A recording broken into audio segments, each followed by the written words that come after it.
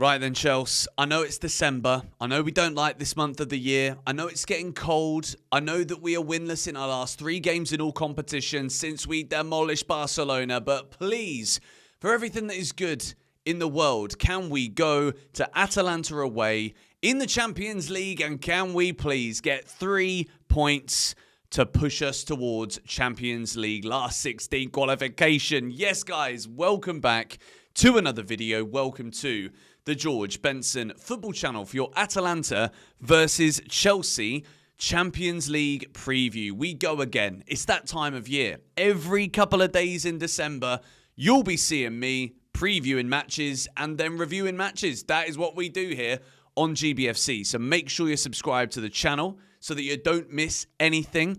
And I'm a little bit nervous about this game. I'm not going to lie. When I look at the fixtures that we've got left in the Champions League, we've got 2 matches away. Both of them are in Italy. One trip to Atalanta today and another trip to Naples.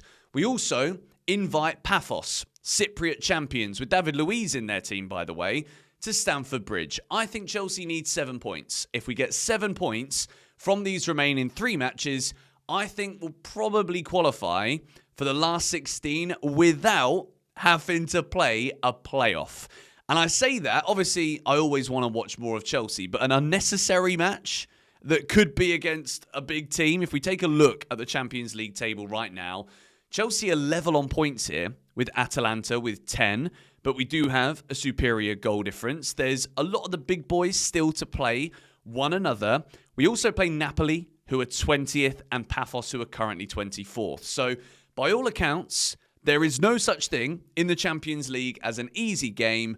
But when I think about the fixtures, right, Atalanta away, Napoli away. No disrespect to Atalanta, but I think Chelsea can go there and get the job done. I think Naples might actually be a trickier game. Antonio Conte, Scott McTominay, a resurgent Rasmus Højlund, who would love to put a nail in my coffin, even though he doesn't know who I am. I've said that Rasmus Højlund's the worst striker I've seen play for Manchester United. I don't think he knows that, but I've got a funny feeling that's going to be a tricky one for Chelsea. So tonight, in the, Stadio di Bergamo in Atalanta, we've got to go there and get a job done. There is good news on the Chelsea front. Moises Caicedo, he's fit and he's ready, and he isn't suspended. He misses 3 games in the Premier League. Thank goodness we're already on the tail end of that. He's missed 2 already, and he will miss the Everton game at the weekend. So this is an important match for Caicedo, not only because he is the most important player in the Chelsea squad, but the guy needs some minutes under his belt now so that post-Everton, he can come straight back into the team in the Prem and do the business in a really tricky festive period. And look, Chelsea are in a bit of a state right now. The matches that we've played, the last 2 in particular, have kind of killed the mood amongst you lot. It's definitely killed my mood for the season in the Premier League because, well, losing to Leeds, that's a big rivalry, opportunity.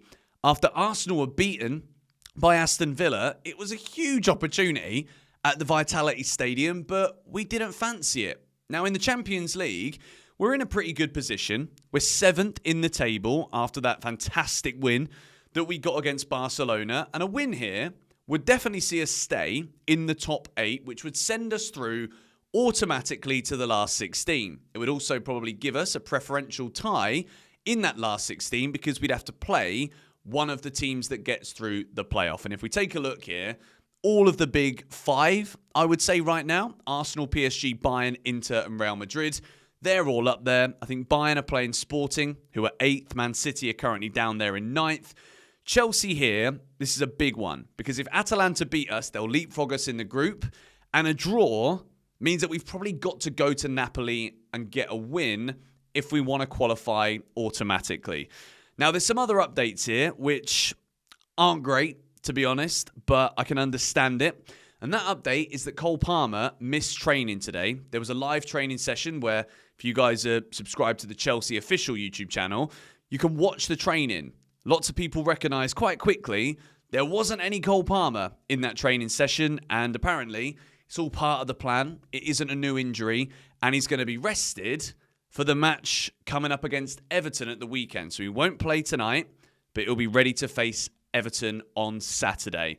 this is the case. I mean, he looked very much off the pace, didn't he, at the weekend against Bournemouth? It wasn't that quick-fire, brain-triggering at all moments Cole Palmer who sees things before anybody else does on the pitch. He was very passive, a passenger in the match that we saw at the weekend. So maybe this is the right decision.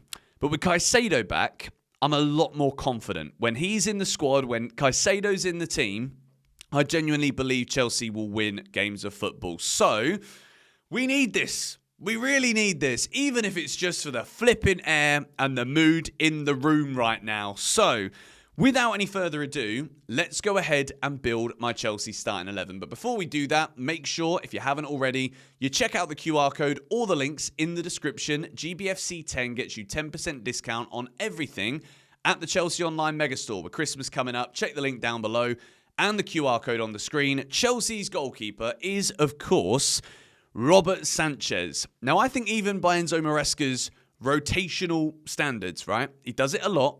I think the whole Philip Jorgensen could play a couple of games a season. That's gone. The experiment is over. He's probably going to try and leave the club in January. And there was a lot of stories. There's obviously going to always be a lot of stories about Robert Sanchez and his Chelsea future with Penders coming next year.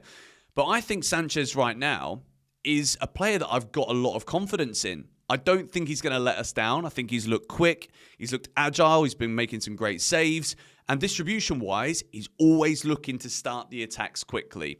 Atalanta, this isn't going to be easy. They've played 6 matches in the Champions League. They played 5. They've scored 6 goals, conceded 5. So they average conceding a goal a game. Don't score very many. So I think this could be a tight affair. But Sanchez, with that distribution, very important that he gets it out there quickly. Moving into a Chelsea back 4. Now, obviously, what we know about Reece James, Wesley Fofana, you guys have heard what I've got to say about this, right? Rotations, I don't like it. I only want to see those rotated that need to be, but James and Fofana need to be. So we need to make some changes here. Malo Gusto's got to play right back. Josh Achampong has to replace Wesley Fofana. None of this Tosin nonsense with Chalobah and Cucurella. Trev's got the fitness. Trev can do it. He can play 2 in a week. So can Mark Cucurella. I think Yoel Hato right now is a little bit out of favour. There'll be a match for him probably against Cardiff in the Carabao Cup coming up in the quarterfinals. Cucurella is such an important player in this team. This is a massive game. If we're going to be resting Palmer for Everton, we need as many of the big boys out there as we possibly can. Josh Achampong in that right centre-back position, I really hope he gets the opportunity. I think Maresca's probably learned from the mistake of picking Tosin against Leeds that not only would the entire fan base, I think, revolt when we look at the starting 11 and we see Tosin over Josh again, but I don't think Maresca can go out there in a press conference and specifically say that he regrets not using Josh, and then at the first available opportunity, when you know Fofana's going to be taken out for the weekend, he doesn't play him. So it's got to be this back 4 for me. Gusto right back, Achampong Chalobah with Mark Cucurella on the left. Moving in to, hallelujah, I'm so happy I'm saying this, Caicedo and Enzo Fernandez. Andre Santos was great when he came off the bench against Barcelona. Chelsea then obviously he came on for Malo Gusto. We don't necessarily need to do that here. Caicedo isn't playing at the weekend. I expect him to get a full 90 minutes here in Atalanta. And Enzo Fernandez, maybe we see Santos, but I think we've got to go strong here. Atalanta are a good side. 10 points, they're level with us. And I do think Chelsea now, when it comes to picking our strongest team for a game like this, we've got to do it, really, because we don't want that playoff. We don't want those 2 extra matches in the new year in order to have to qualify for the last 16. You don't know who you're going to face. You got Barcelona in there in the playoff places right now. You got Napoli, Galatasaray, Atletico Madrid, Newcastle, Liverpool. Man City are currently there, but I think City are going to beat Real Madrid this week. So Chelsea, this is a must-win game, please. Even if it's just for our bloody sanity. But let's move now into the Chelsea attack. Without any Liam Delap, we're not going to get Delap now for the next 2 months. So his football in 2025 is over. We'll see you next year, Liam. Swift recovery, please. All the best. But this is what I think we've got to go with. Neto on the right wing. Esteval in the 10. Gittins on the left. And João Pedro up front. This is what I think it's got to be. I want to see Esteval in that number 10 position. João Pedro now has to be the striker. I don't think Maresca's going to trust Mark Guiu in a game of this magnitude, and I think this would be the right call to go with João Pedro as the striker over Guiu in this situation. So with that, you've got that defensive work with Neto there, and you've got Estevao in kind of that free roam. That's not even a flipping word. Free roam role in the middle of the park. And Jamie Gittins, I've been quite impressed with him quietly. And a lot of the recent performances, he got a good assist that Neto converted, the header against Leeds, in order to get us back in the game. I don't think it was a header, actually. I can't remember. I've put that game to the back of my brain. Gittins, I think, will get an opportunity to start here. And I think we'll kind of need that pace on the left-hand side. And with Estevao being able to drift over each side, I'm expecting to start to see that link up with João Pedro. We know they've got a good off-field relationship. They're close friends, not just because they're Brazilian, but they get on. And I think this is going to be a big one for Chelsea. If there's no Cole Palmer, thank goodness we've got Moises Caicedo. Probably would have liked to have seen Palmer get some minutes, but I don't think he's going to start. I think he's going to travel. At the time of recording this, I'm recording this yesterday evening. And this video will go out on Tuesday morning, match day morning. But I think this is the time to see Estevao in the 10. I don't think we've got the options right now. The lapse injury really hinders Chelsea in the final third. And it is time for João Pedro to make himself known, make himself counted for. So the score prediction, this is such a tough one because I think Chelsea are desperate for a win here, big time. If we win this, we're in a great position to be able to go through in the top 8 would be huge for Chelsea. And considering what we're doing in the Premier League, I think it's safe to say now, if we're going to win anything this season, it's going to have to be a cup. We're in the Carabao Cup quarter-final, a third Champions League star. No man is turning their nose up at that. This would be huge if we could do it this season.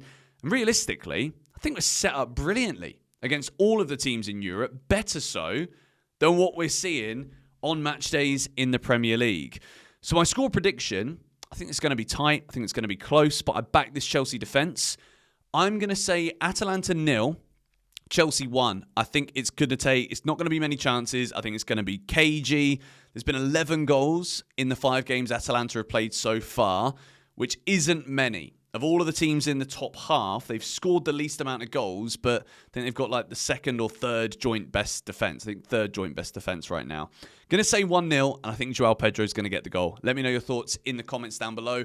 Make sure you subscribe to GBFC, and of course, we do watch-alongs for every single Chelsea game over on Shootout. Link to that in the description as well. I'll see you guys there. Come on, you Blues.